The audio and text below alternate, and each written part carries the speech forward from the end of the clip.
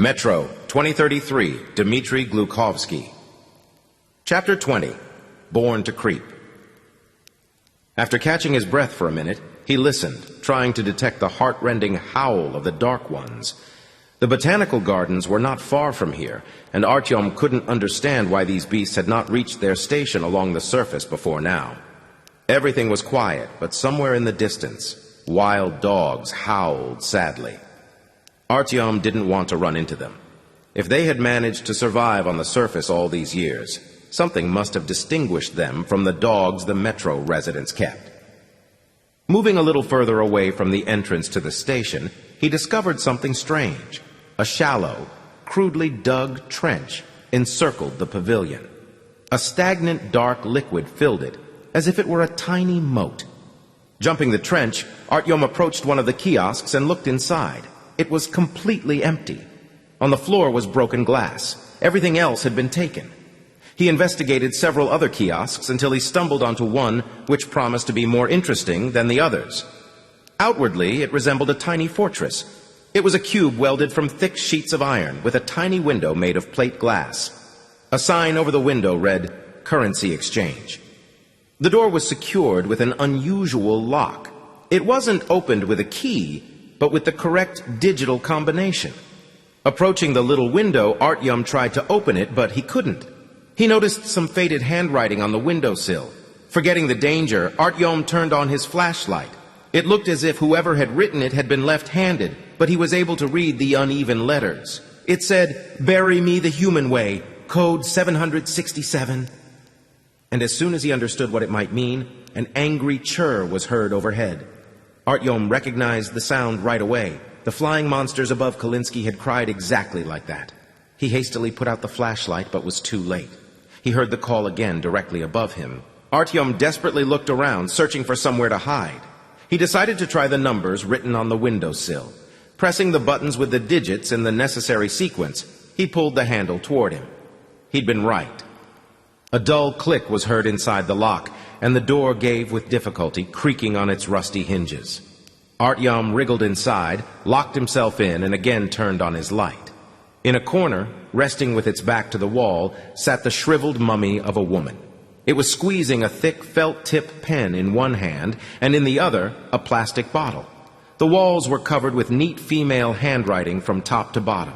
An empty tin of pills, bright chocolate wrappers, and soda cans lay on the floor, and in a corner stood a half-opened safe.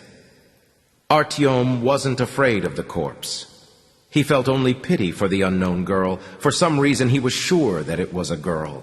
The cry of the flying beast was heard once more, and then a powerful blow on the roof shook the kiosk. Artyom fell to the floor, waiting. The attack was not repeated, and the squeals of the creature began to grow more distant, so he decided to stand up. When it came down to it, he was able to hide as long as he liked in his shelter. The girl's corpse had not been disturbed all this time, though certainly enough hunters had feasted on those around it. Of course, he might have been able to kill the monster, but he would have had to go outside. And if he missed, or the beast turned out to be armored, a second chance wouldn't present itself. It was more reasonable to wait for Ullman, if he was still alive. Artyom began to read the handwriting on the walls to pass the time. "I write because I am bored, and so I don't go insane. I've been sitting in this stall for 3 days already, and I'm afraid to go outside. I've seen 10 people who were not able to run into the metro. They suffocated and are lying right in the middle of the street even now. It's good that I managed to read in the paper how to glue adhesive tape to the seams. I will wait until the wind carries the cloud away. They wrote that there won't be any more danger after a day. The 9th of July. I tried reaching the metro. Some kind of iron wall starts beyond the escalator. I wasn't able to lift it, and no matter how much I beat on it, no one opened it. I started feeling really bad after 10 minutes, so I came back here. There are many dead around. Everything is horrible. They are all swollen up and they smell. I broke the glass in a grocery stall and took the chocolate and mineral water. Now I won't starve to death. I have felt terribly weak. I have a safe full of dollars and rubles and nothing to do with them." That's strange. It turns out they are only bits of paper. The 10th of July, they have continued bombing. An awful roar was heard all day to the right, from Prospect Mir. I thought no one was left, but yesterday a tank passed at a high speed. I wanted to run out and attract their attention, but I couldn't. I really miss Mom and Leva. I've been throwing up all day. Later, I fell asleep. The 11th of July. A horribly burnt man has passed by. I don't know where he has been hiding all this time. He was forever crying and wheezing. It was really awful. He went toward the metro, then I heard a loud bang. Most likely he was knocking on that wall, too. Then everything went quiet. Tomorrow, I'll go take a look and see whether they opened it for him or nor. A new blow shook the booth. The monster wasn't giving up on its catch. Artyom staggered and nearly fell on the dead body, barely able to hold himself up by grabbing onto the counter. Bending down, he waited another minute, then continued reading. The 12th of July. I'm not able to leave. I'm shivering. I don't understand whether I am sleeping or not. I was talking to Leva for an hour today, and he said he will marry me soon. Then Mom arrived, and her eyes were flowing. Then I was left alone again. I'm so lonely. When it all ends, when will they rescue us? Some dogs are here and are eating the corpses. Finally, thank you. I have been throwing up. The 13th of July. There's still some canned food, chocolate, and mineral water, but I don't want it anymore. It'll be another year before life returns to normal. The Great Patriotic War went on for 5 years. Nothing can be longer. Everything will be okay. They will find me. The 14th of July. I don't want it anymore. I don't want it anymore. Bury me the human way. I don't want to be in this damned iron box. It's cramped. Thanks for the phenazepam. Good night. Alongside was some more handwriting, but ever more incoherent and ragged, and drawings. Imps, young girls in large hats or bows, human faces. Obviously, she was hoping that the nightmare that she survived would soon be over, Artyom thought. A year or two, and everything would come full circle. Everything would be as it was before. Life would go on, and everyone would forget about what had happened. How many years have passed since then? Mankind has only further distanced itself from returning to the surface during this time. Did she dream that only those who managed to get down into the metro would survive? Artyom thought about himself. He had always wanted to believe that once people were able to get out of the metro in order to live again as they had before, they would be able to restore the majestic buildings erected by their ancestors and settle down in them so as not to squint at the rising sun, and to breathe not the tasteless mixture of oxygen and nitrogen filtered by gas masks, but to swallow with delight the air suffused with the fragrances of plants. He didn't know how they smelled before, but it was supposed to be wonderful. His mother had reminisced about flowers, but looking at the shriveled body of the unknown girl who didn't live to see the cherished day when her nightmare ended, he began to doubt that he would. How did his hope to see the return of a previous life differ from hers? During the years of existence in the metro, man had not amassed the strength to climb the steps of the shining escalator leading to his past glory and splendor in triumph. On the contrary, he was reduced, becoming used to the darkness. Most people had already forgotten the absolute authority mankind had once had over the world. Others pined for it, and a third group cursed it. A horn sounded from outside, and Artyom threw himself to the window. A very unusual vehicle stood on a patch of ground in front of the kiosks. He had seen automobiles before, in his distant childhood, then in pictures and photographs in books, and, finally, during his previous climb to the surface. But not one of them looked like this. The huge six-wheeled truck was painted red. Behind its cab, which had 2 rows of seats, the metal body of the truck had a white line along the side and some pipes piled on the roof. 2 rotating blue lights blinked. Instead of struggling out of the booth, he shone his flashlight through the glass, waiting for an answering signal. The truck's headlights flashed on and off several times, but Artyom was unable to leave the kiosk. 2 huge shadows were diving headlong, one after the other.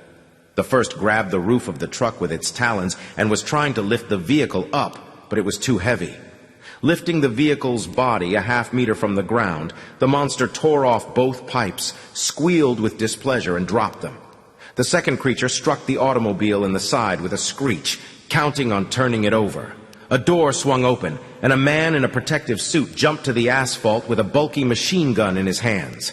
Lifting the barrel, he waited several seconds, evidently allowing the monster to come closer, and then let loose a spray of bullets. Offended churring was heard from overhead. Artyom hastily opened the lock and ran outside. One of the winged monsters was describing a wide circle about 30 meters above their heads, preparing to strike again, but the other couldn't be seen anywhere. "Get in the vehicle!" yelled the man with the machine gun. Artyom raced towards it, scrambled into the cab, and sat on the long seat. The machine gunner let off a burst of shots several more times, then jumped onto the footboard, slid into the cab, and slammed the door behind him. The vehicle roared off. "You feeding the pigeons?" Ullman hooted, looking at Artyom through his gas mask. Artyom thought that the flying beasts would pursue them, but instead, having flown past about another 100 meters behind the vehicle, the creatures turned back towards Vidink. "They are defending a nest," the fighter said. "We've heard about that. They would not just have attacked the vehicle like that. They aren't big enough. Where is it, I wonder?" Artyom suddenly understood where the monsters had their nest, and why not one living thing, including the dark ones, dared be seen next to the exit from VDNK Cage. "Right in our station's hall, above the escalators," he said. That's so. Strange, usually they are higher. They nest on buildings," the fighter replied. "Most likely it's another type." "Right. Sorry we were late." It turned out to be rather cramped in the suits and with the bulky weapons in the vehicle's cab. The rear seats were occupied by some of rucksacks and cases. Ullman had taken the outside seat. Artyom had ended up in the center, and left of him, behind the wheel, sat Pavel, Ullman's friend from Prospect Mir. "What's there to excuse? It wasn't on purpose," the driver said. Something the colonel didn't warn us about.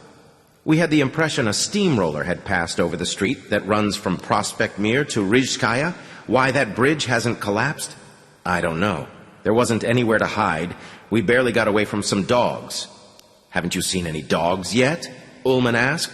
"I only heard them," Artyom responded. "Well, we had a good look at them," Pavel said, turning the wheel. "What about them?"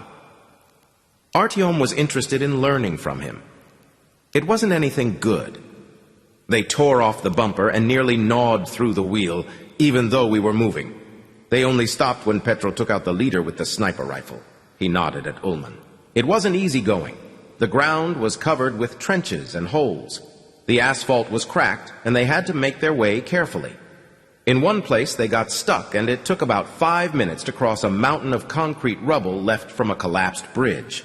Artyom looked out the window, squeezing the machine gun in his hands. "It's going okay." Pavel was talking about the vehicle. "Where did you find it?" Artyom asked. "At the depot, in pieces." They weren't able to fix it, so it couldn't go to fires while Moscow was burning down. Now we use it from time to time. Not for what it was built for, of course. "Got you." Artyom again turned towards the window. "We've been lucky with the weather." Pavel, it seemed, wanted to talk. "There's not a cloud in the sky. That's good. We'll be able to see a long way from the tower, if it turns out we reach it." "I'd rather be up there than walking from house to house," nodded Ullman. True, the colonel was saying that almost no one lives in them. But I don't like the word almost.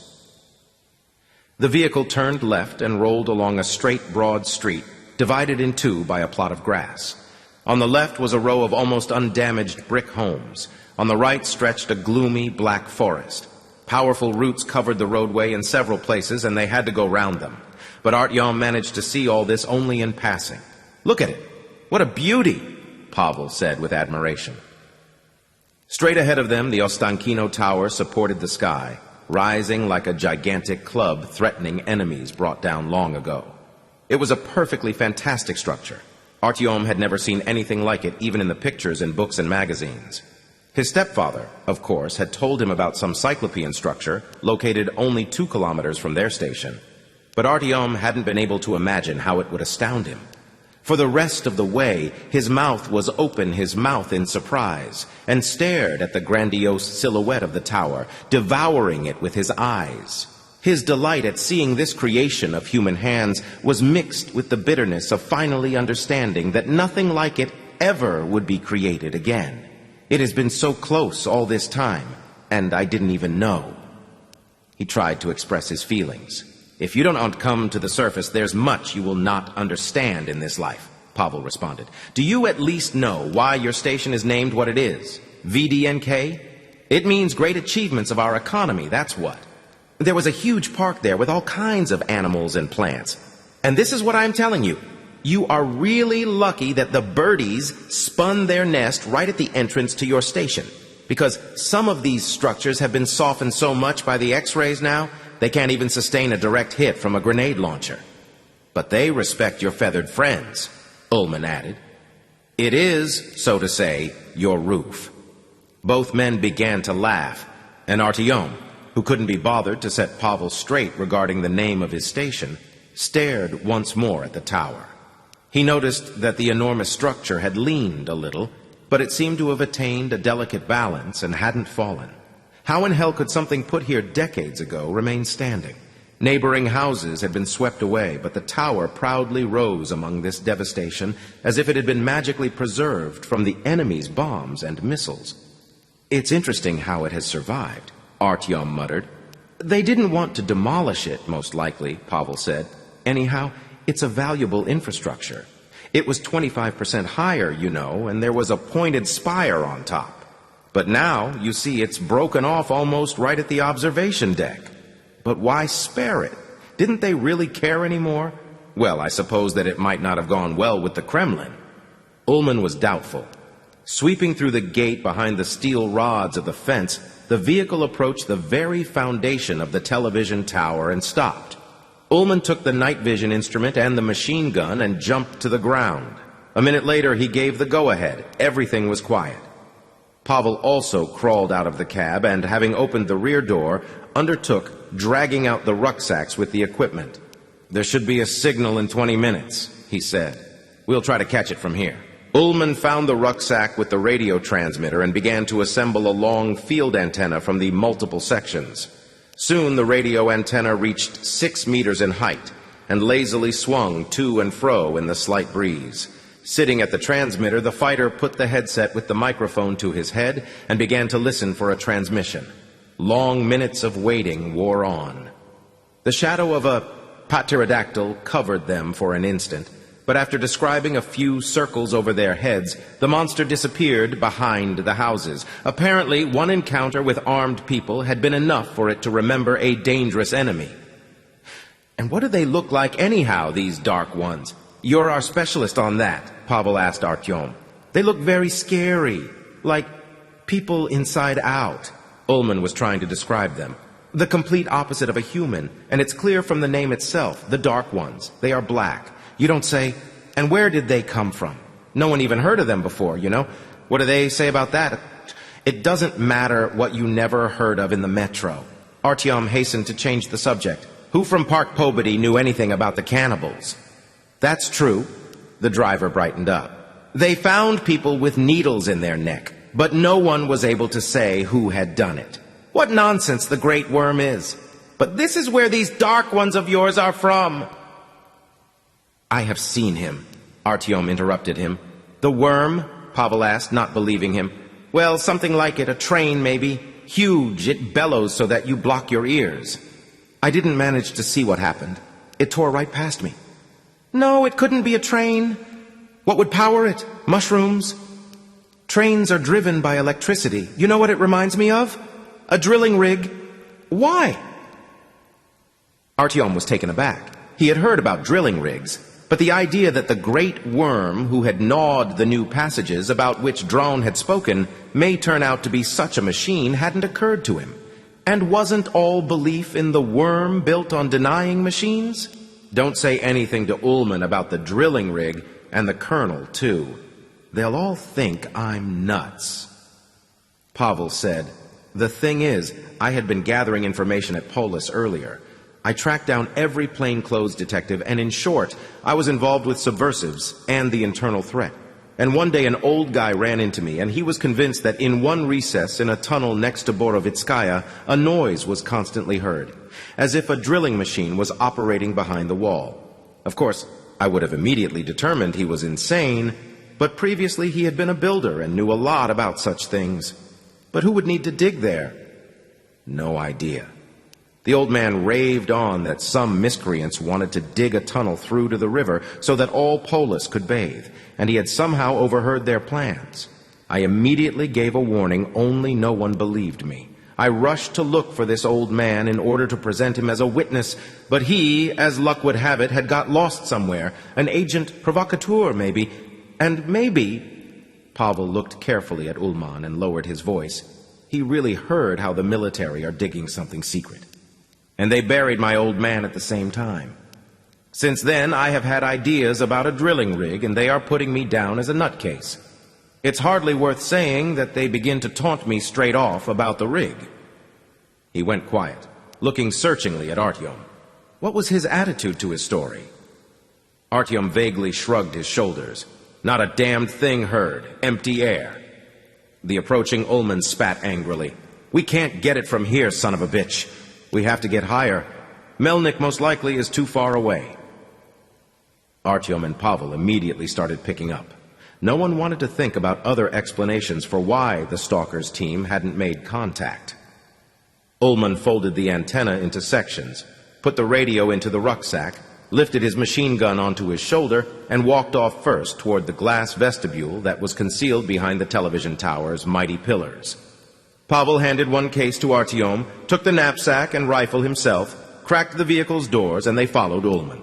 Inside it was quiet, dirty, and empty. People apparently once ran from here in a hurry and never returned again.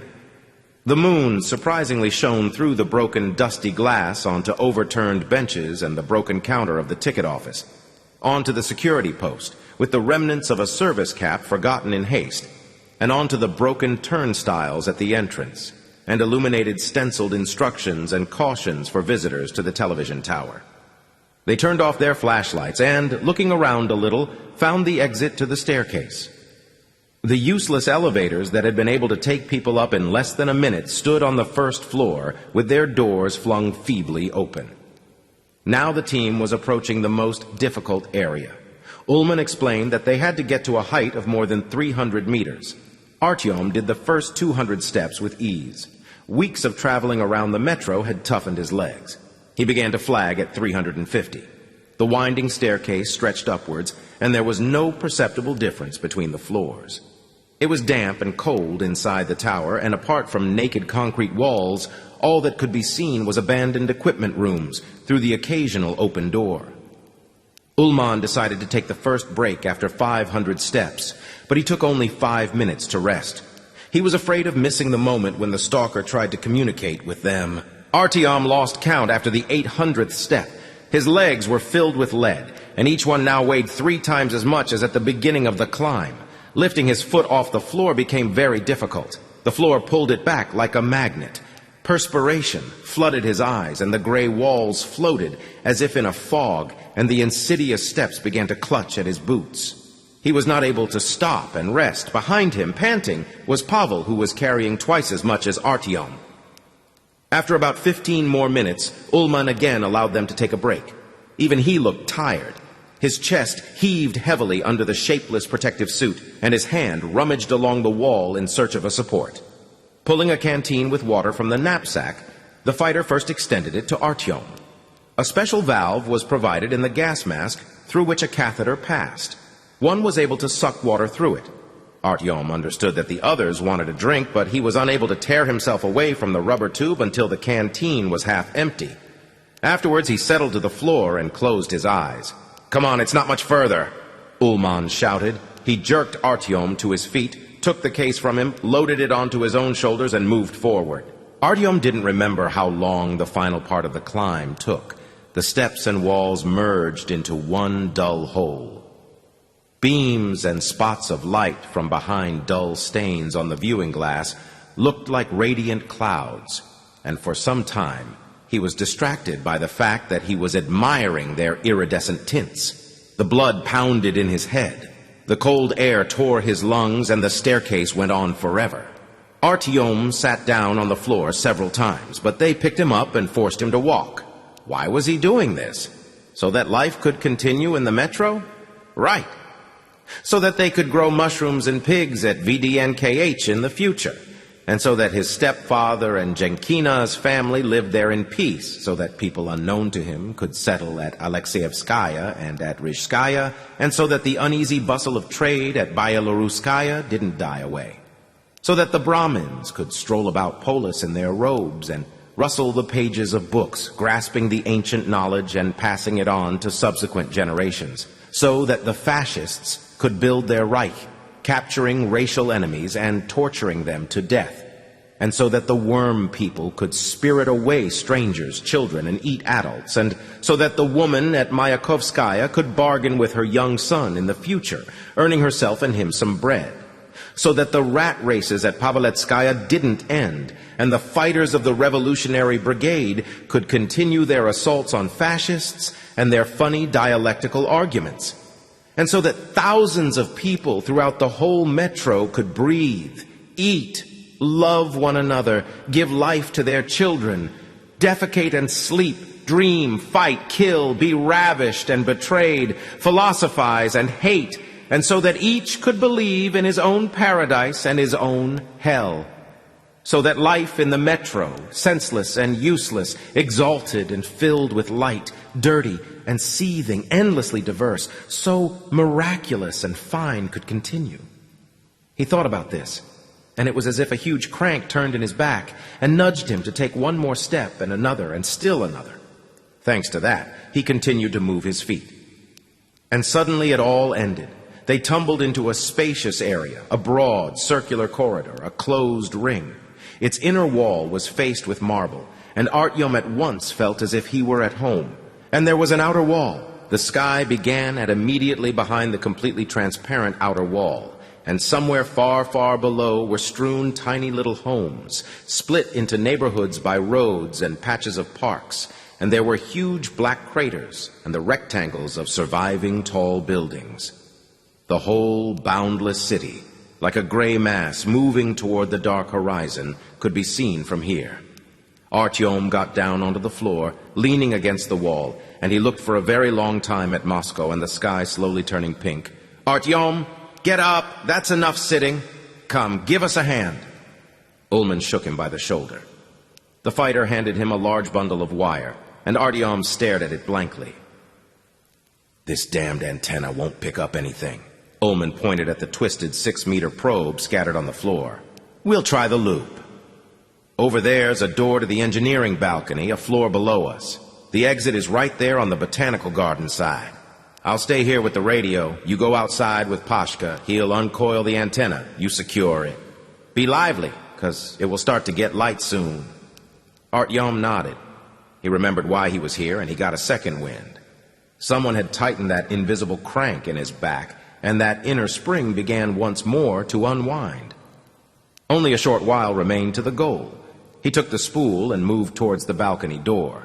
The door didn't give, and Ullman had to fire a whole salvo into it before the glass, riddled by his bullets, cracked and spilled out.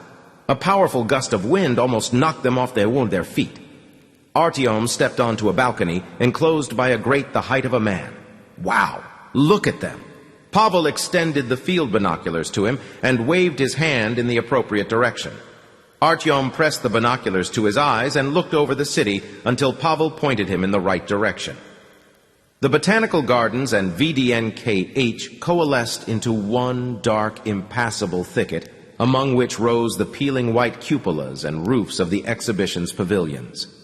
Only 2 gaps were left in this dense forest, a narrow path between the main pavilions, Glavnaya Aleya, Pavel whispered timidly, and this. A huge patch had formed right in the middle of the gardens, as if even the trees had drawn back in disgust from an unseen evil. It was a strange and repulsive sight.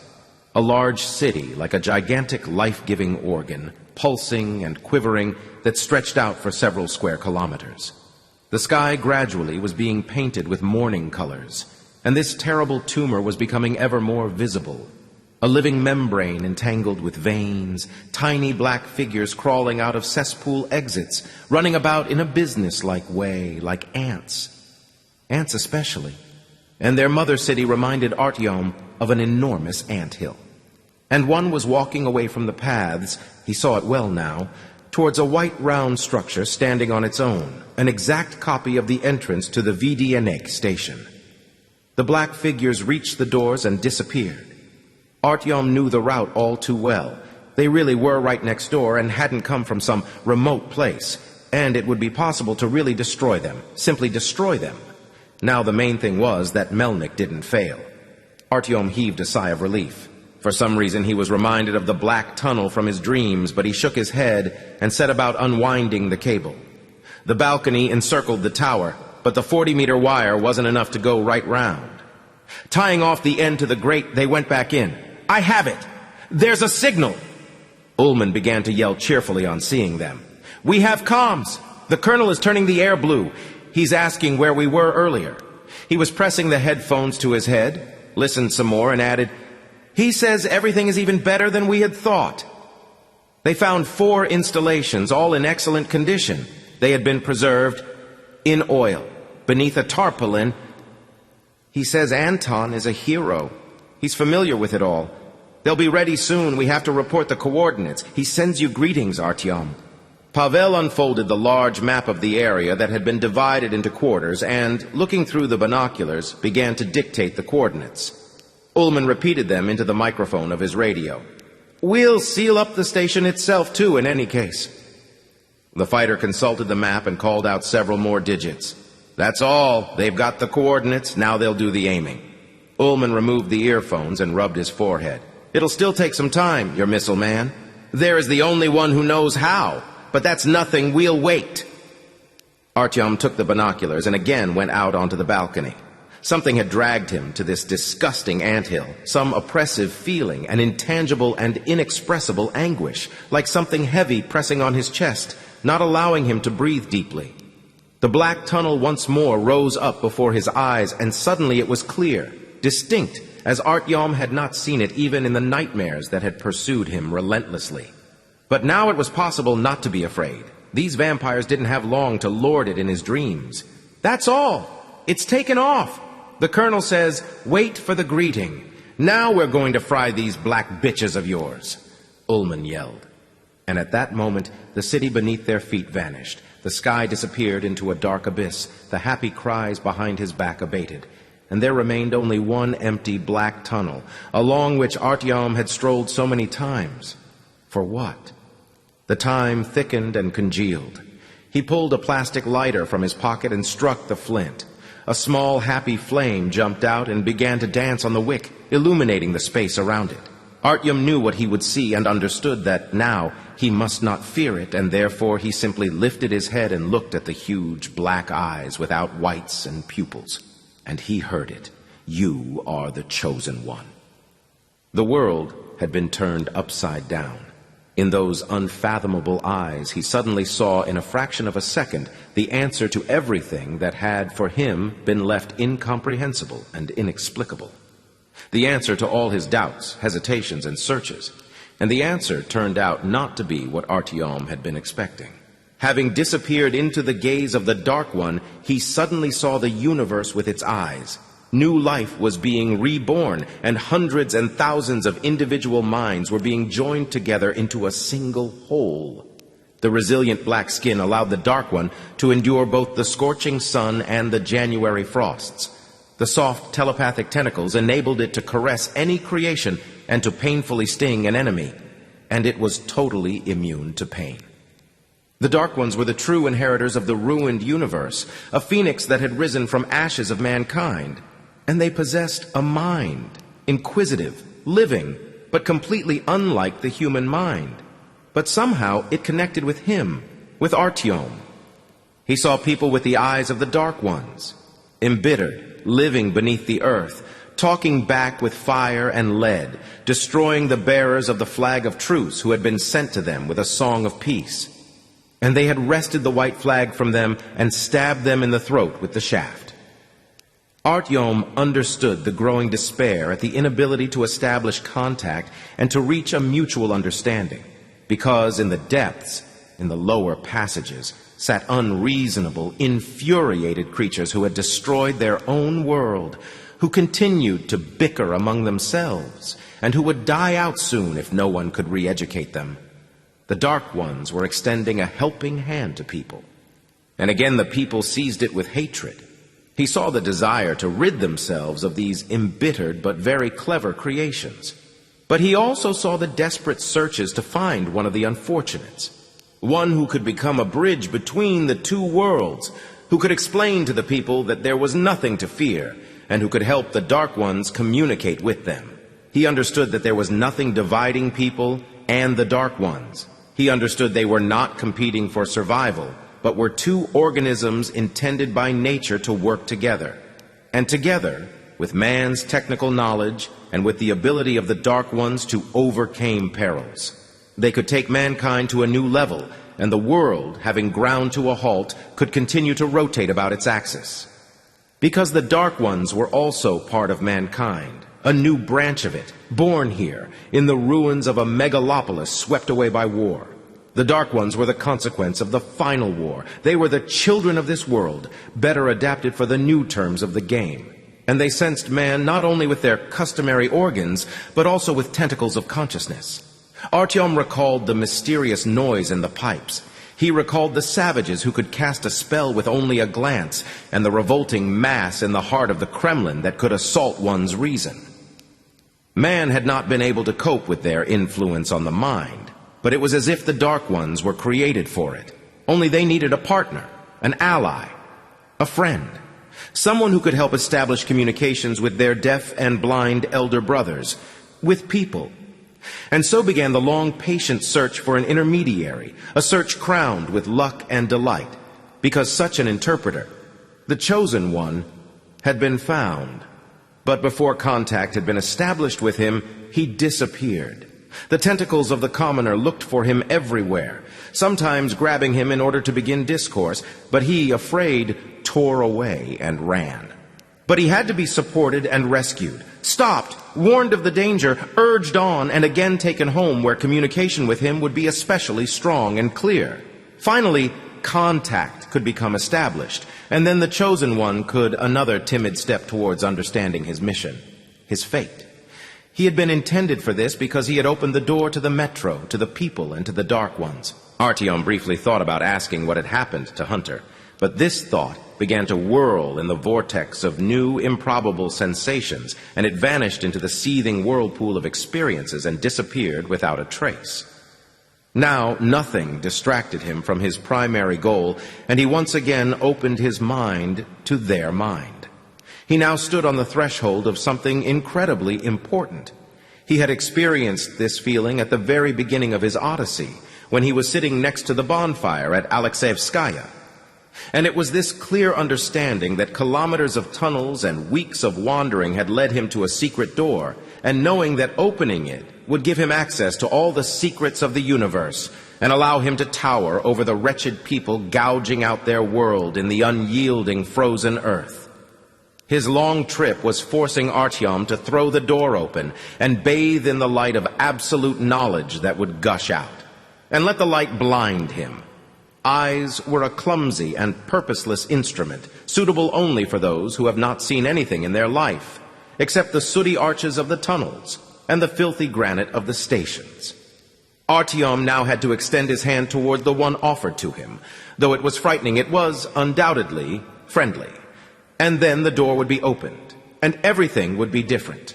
Unseen new horizons spread before him, beautiful and majestic. Joy and determination filled his heart, and there was only a drop of remorse that he had not understood all this earlier, that he had driven away his friends and brothers. He grabbed the door's handle and pulled it down. The hearts of thousands of Dark Ones far below were ignited with joy and hope. The darkness before his eyes dissipated, and putting the binoculars to his eyes, he saw that hundreds of black figures on the distant ground had stopped still.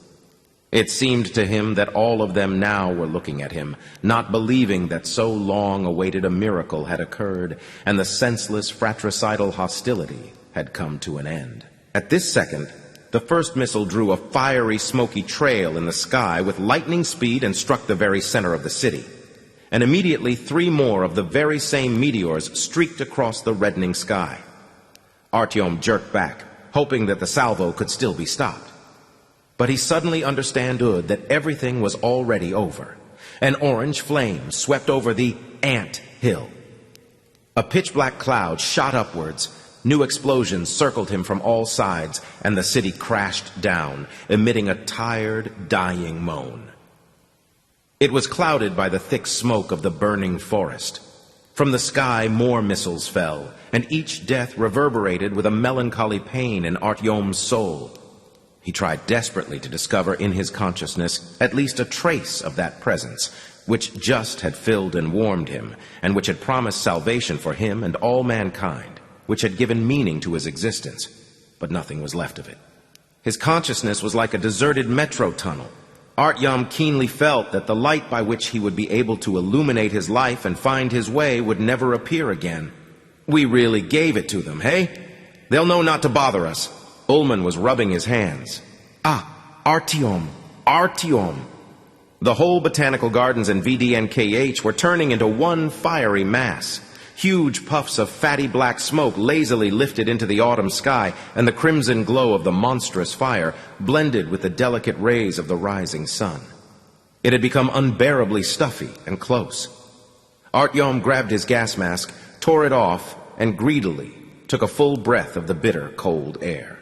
Then he wiped his falling tears, and not paying any attention to the cries, began to descend the staircase. He was returning to the metro. He was going home.